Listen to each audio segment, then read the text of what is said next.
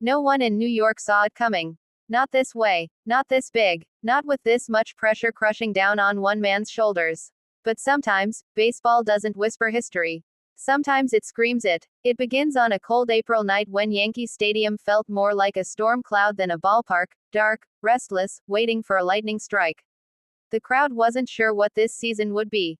They'd seen injuries, heartbreak, near misses, and disappointment creeping into every conversation.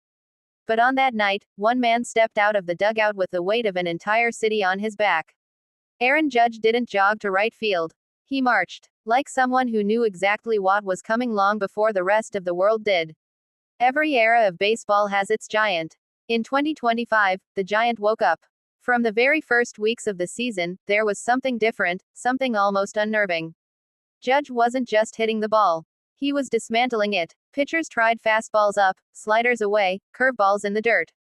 Nothing mattered. He saw everything, timed everything, punished everything. Each swing echoed through the stadium like a warning. The king of the Bronx had returned to reclaim his throne. And then the whispers started. Is this the best Judge we've ever seen? Could this be his revenge season? What if he's chasing something bigger than home runs? Because it wasn't just power. It was precision. For the first time in his career, the average kept climbing, .310, .330, .350, until suddenly the baseball world realized the impossible. Aaron Judge wasn't just hitting home runs, he was hunting a batting title. A batting title. From a man built like a skyscraper. That's when the season changed. The pressure multiplied. Every at-bat became a battle, not just for hits, but for history. And every camera in the country stayed locked on one man. Fans in opposing ballparks stood up just to watch him swing. Broadcasters ran out of adjectives. Analysts dug through decades of statistics trying to understand what they were witnessing. And in the Bronx, every time he stepped to the plate, the stadium didn't just get loud, it held its breath. And then came the moment that defined everything. Late August. Yankees down by 1. 2 outs. Runners on second and third. The opposing pitcher was shaking on the mound, changing signs, backing off, stepping on, backing off again. He had faced Judge earlier in the game and survived, but surviving twice felt impossible. The first pitch came in, a slider meant to dive out of the zone. Judge didn't chase. He didn't flinch. He simply stared, unblinking, like he had read the pitch minutes before it left the pitcher's hand.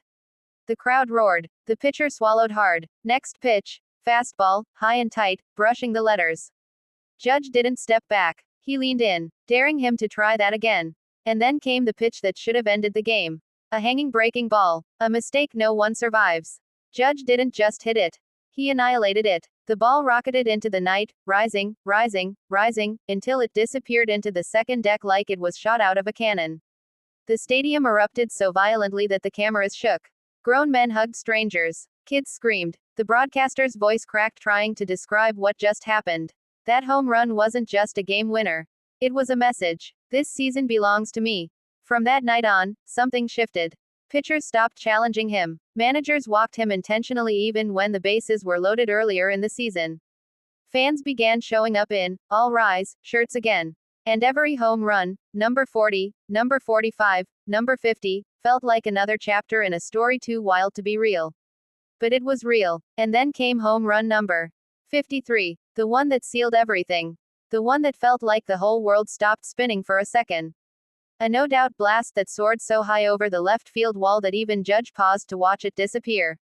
The moment the ball cleared the stands, the Bronx exploded in a sound that didn't feel like cheering, it felt like catharsis. Like a city exhaling after years of weight on its chest. But the real miracle wasn't the homers. It wasn't the 53 shots launched into orbit. It was the number on the scoreboard next to his name, .344. The highest average in the American League. The batting title. Something no slugger his size had ever captured. Something analysts said was impossible. Something even legends warned was unrealistic for a power hitter. He didn't just win the MVP. He took it. He owned it. He sculpted it with his bare hands from every doubt, every injury, every headline that said he was too old, too hurt, too past his prime. He turned all of it into fire. When the season ended and Judge stood on the field, looking up at the lights of Yankee Stadium, he didn't raise his arms in triumph. He simply nodded, like a man who had been fighting a silent war with himself for years. And finally won. Because this season wasn't just about numbers. It wasn't about trophies. It wasn't even about baseball. It was about a man rebuilding himself after being knocked down. A man proving that greatness doesn't disappear, it simply waits for the right moment to rise again. A man showing an entire generation that power is nothing without heart. And as the fans chanted his name one last time, the echo lingered, not in the stadium, but in the minds of everyone who witnessed it. Because years from now, when people talk about the 2025 season, they won't talk about stats. They won't talk about standings. They won't talk about controversy or predictions or analytics. They'll talk about the giant who refused to shrink, the leader who carried a city, the superstar who hit 53 home runs, won the batting title, and reclaimed the title of MVP in the most dramatic way possible. Aaron Judge didn't just have a great season. He carved his name into baseball history with every swing. And when the story of this era is written, one chapter will shine brighter than the rest. 2025, the year Aaron Judge reminded the world exactly who he is.